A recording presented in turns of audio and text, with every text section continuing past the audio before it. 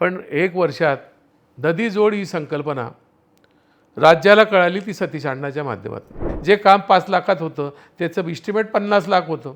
त्याच्यात तुम्ही टक्केवारी किती खाल्ली याचा हिशोब जनता उद्या तुम्हाला विचारणार आहे. त्यामुळे आज 2700 कोटीत खरा विकास किती आहे, तुमच्या घरात किती गेलं आहे, हा देखील प्रश्न उद्याच्या निवडणुकीत विचारणार आहेत. लिफ्ट इरिगेशनच्या नावानं लाखो रुपये गोळा केले शेतकऱ्यांकडून, त्याच्यावर कर्जाचे बोजे पडले. लिफ्ट इरिगेशन तर तयार झालं नाही, पण संडासचा डबा भरेल एवढं सुद्धा पाणी त्या लिफ्टमधून आलं नाही. तुम्हाला आता मतदारसंघात फिरताना काय प्रश्न दिसतात, काय मागच्या 5 वर्षात? कारण मागच्या 5 वर्षात चिमणराव पाटील सत्ताधारी पक्षासोबत होते, सत्तेत होते. खरं म्हणजे मी सांगेल की मी 95ला निवडून आलो तो विरोधी पक्षाचा आमदार झालो. 4ला निवडून आलो मी सत्ताधारी पक्षाचा आमदार होतो. किंबहुना मला मंत्रिपद देखील त्या काळात मिळालं. ते 1 वर्षासाठीच पालकमंत्रीपद मिळालं. पण 1 वर्षात नदी जोड ही संकल्पना राज्याला कळाली ती सतीश अण्णाच्या माध्यमातून. मी पालकमंत्री असल्यामुळे DPDC म्हणजे ज्याला जिल्हा नियोजनचा संबंध म्हणतात, जिल्हा नियोजनाचा जो निधी असतो तो कशा पद्धतीचं वाटप करायचं तो पालकमंत्र्याच्या असतात. त्यामुळे मी त्या अगोदर हा तालुका दुष्काळमुक्त केला. गिरणेचं वाया जाणारं पाणी माझ्या बोरी धरणात आणलं. अनेक प्रकल्प मी त्यावेळेला भरून दाखवली कुठल्याही मदतीशिवाय. त्यात मी कंकराज धरण भरलं, मसवे धरण भरलं, भोकरबारी धरण भरलं. मग ती जी माझी संकल्पना होती नदी जोड, ती पूर्णत्वास येण्यासाठी मला पालकमंत्रीपद खऱ्या अर्थानं वरदान ठरलं. त्यावेळेला मी DPDCचा प्रमुख असल्यामुळे नदी जोड हेड मी तयार केलं DPDCत. आजपर्यंतच्या राजकीय जीवन म्हणजे पूर्ण जे समाजकारण राजकारण आपण पाहतो त्याच्यामध्ये शासन मदत करते कुठला प्रकल्प राबवण्यासाठी, पण मी शासनाची मदत घेण्यापेक्षा त्यावेळेचे अर्थमंत्री अजितदादांकडे हा प्रस्ताव मांडला होता की त्यांनी मला सांगितले की तू DPDCचा प्रमुख आहे, तुझंच नियोजन तिथे कर ना. त्याप्रमाणे मी DPDCमध्ये नदी जोड ही संकल्पना मांडली, त्याच्यावर हेड निर्माण केलं, त्याच्यामध्ये पैसा मी ठेवला आणि जिथे जिथे जे पाणी वाया जाणारं पाणी गिरणीचं तिथे वळवण्याचा प्रयत्न केला. आजही जळगाव जिल्ह्यामध्ये जिथे जिथे पाणी वळवलेलं आहे तो माझा 8 ते 9 मधला जो प्रवास आहे त्याच्यामध्ये मी यशस्वी करू शकलो. आणि म्हणून ती तुलना एकदा सत्ता मिळाली तर माणूस अनेक प्रयोग करू शकतो, पण तो जनतेच्या हितासाठी घेतलेला निर्णय होता. चिमणराव पाटलांनी काय केलं त्याच्यावरच येतो आहे की जनतेनं तुम्हाला सत्ता दिली आणि तुम्ही योगायोगानं सत्तात आला तर त्याचा उपयोग जनतेच्या साठी करावा लागतो, मतदारसंघाचा कायापालट करण्यासाठी करावा लागतो. पण दुर्दैवाने इथे झालं नाही. मी जे प्रकल्प 9ला आणला, मी 9ला पराभूत झालो, पण 9 ते 14 त्यावेळेचे आमदार चिमणराव पाटलांनी याचा पाठपुरावा केला नाही. ते प्रकल्प तसेच अपूर्ण राहिले. आज मी सांगेल की चिमणराव पाटील नशीबवान ठरले. सुरुवातीला उद्धव ठाकरे मुख्यमंत्री झाले, त्यामुळे ते एकत्रच त्यांचा शिवसेना होती. तो 2-2.5 वर्षाचाही काळ त्यांना मिळाला, त्याचाही पैसा त्याच्या माध्यमातून विकासासाठी आणला. आता तर त्यांची लॉटरीच लागली या सगळ्या आमदारांची, 50 आमदारांची, की एकनाथ शिंदे फुटले, हे गद्दार म्हणून तिकडे गेले. त्यांना आता एकनाथ शिंदेना एकच आहे की यांना जपायचं आहे. यांनी दिलेले जे काही प्रोजेक्ट असतील, कामं असतील, त्यांना ते मंजूर करतात डोळे झाकून. त्याचं इस्टिमेट किती काय त्याचा फायदा यापेक्षा त्या आमदाराला जपण्यासाठी हे काम करतात. मला असं म्हणायचं आहे की योगायोगानं हे सत्तेत राहिले 5 वर्ष, त्या सत्तेचा उपयोग जनकल्याणासाठी केला पाहिजे होता. मी आज सांगेल की या तालुक्यामध्ये बेरोजगारीचं प्रमाण वाढलेलं आहे, सुशिक्षित बेरोजगारी वाढलेली आहे. कुठलाही मोठा प्रोजेक्ट या तालुक्यामध्ये आला नाही. आपल्या माहितीसाठी सांगेल की 25-30 वर्षापूर्वी आमदार चिमणराव पाटलांनी असंच स्वप्न या मतदारसंघाला दाखवलं की आपल्याला एक प्रोजेक्ट आणायचा आहे. जी कापूस आपण पिकवतो शेतकरी, त्याची जी पैकाठी असते, कापूस वेचल्यानंतर त्या पैकाठीचा काहीच उपयोग होत नाही, ती काडी. आपल्या माहितीसाठी कपाशीची काडी असते तिला आमच्याकडे पैकाठी म्हणतात. त्यांनी असं सांगितलं की आपल्याला या काड्या अशाच फेकून द्याव्या लागतात, उपटून टाकाव्या लागतात. तर आपल्याला एक प्रोजेक्ट तयार करायचा आहे की त्या काडीपासून पार्टिकल बोर्ड जो प्लायवूड वगैरे असतो तो तयार करायचा आहे. आणि तो प्रोजेक्ट आपल्याला तयार करायचा. ते जर झालं तर हजारो तरुणांना आपल्याला नोकऱ्या लावता येतील. दुर्दैवानं लोक फसली की आपल्याला स्वप्न दाखवत आहे प्रत्येक घरात माणसं नोकरीला लागतील, आपल्या पैकाठीला भाव मिळेल, जी फेकून द्यावी लागते कापूस घेतल्यानंतर त्याला भाव मिळेल. मी आपल्याला सांगेल की अतिशय गंभीर विषय आपण छेडलेला आहे.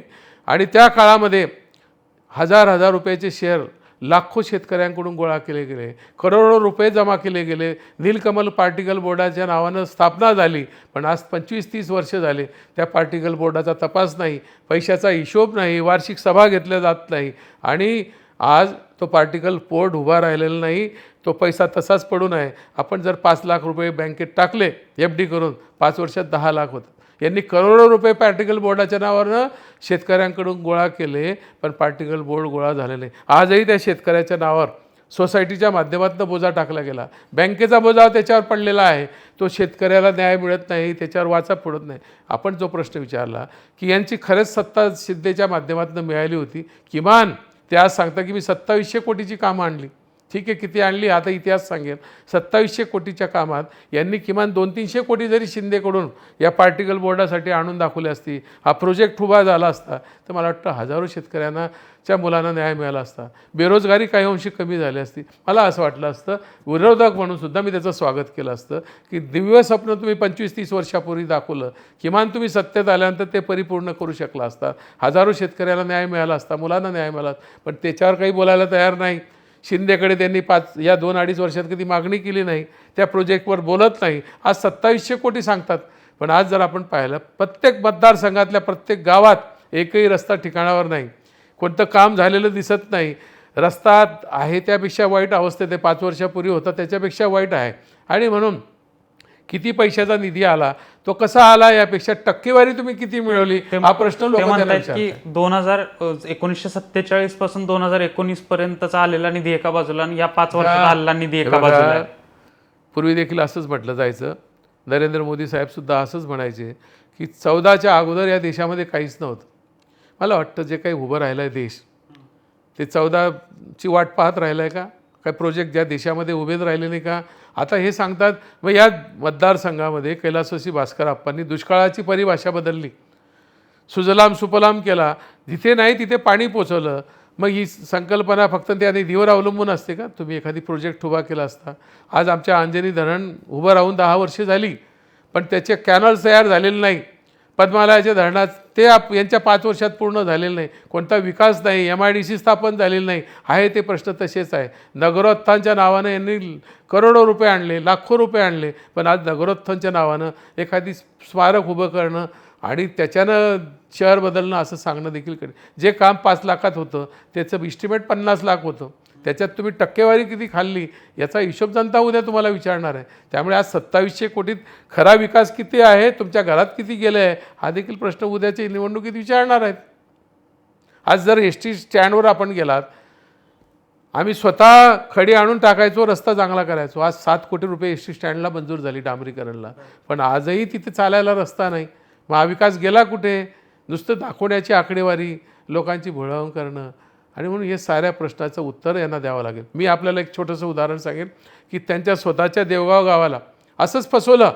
त्यांनी सांगितलं बोरी धरणाचा आपल्याला फायदा 4च महिने होतो, मग आपण एखादी लिफ्ट इरिगेशन काढू. गावाला सांगितलं की लिफ्ट इरिगेशन आलं तर आपल्या गावाला 12 पाणी मिळेल. लिफ्ट इरिगेशनच्या नावाने पैसे गोळा केले, कर्जाचा बोजा टाकला. जिल्हा बँक, आज मी सांगतो तुमच्यासमोर, मी जर खोटं बोललो तर त्यांनी मला कोर्टात ओढावं. लिफ्ट इरिगेशनच्या नावानं लाखो रुपये गोळा केले शेतकऱ्यांकडून, त्याच्यावर कर्जाचे बोजे पडले. लिफ्ट इरिगेशन तर तयार झालं नाही, पण संडासचा डबा भरेल एवढंसुद्धा पाणी त्या लिफ्टमधून आलं नाही. कर्जाचा बोजा मात्र त्याच्यावर पडला. सतीश अण्णांना देवगाव गाव चिमण पाटील याचं असं पाहिलं नाही. मी पहिल्याच मिटिंगमध्ये हा प्रश्न सोडवला. जिल्ह्याचा पालकमंत्री असताना नाशिकला मिटिंग झाली खानदेशच्या विकासाच्या संदर्भात.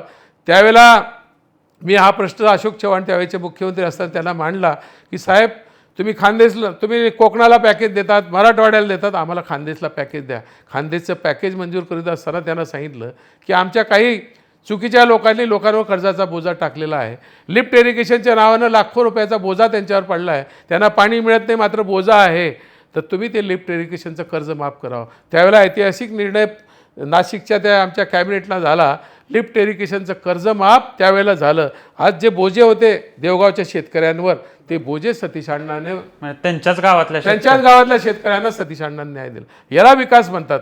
एखादी प्रोजेक्ट उभा करण्यापेक्षा फक्त एखादी स्मारक उभं करायचं, तिथून पैसा काढून घ्यायचा, याला विकास म्हणत नाही. जनकल्याणासाठी तुम्ही काय करतायत, तो निधी शासनाचा वापरून तुम्ही किती उपयोग त्याचा केला, याला देखील महत्त्व आहे. आणि ते काम लोकप्रतिनिधी आहे त्याने केलं पाहिजे. आणि म्हणून हा जो वसा वारसा सांगतो आम्ही भास्कर आप्पांचा, तो वसा त्यांनी तसाच जपला.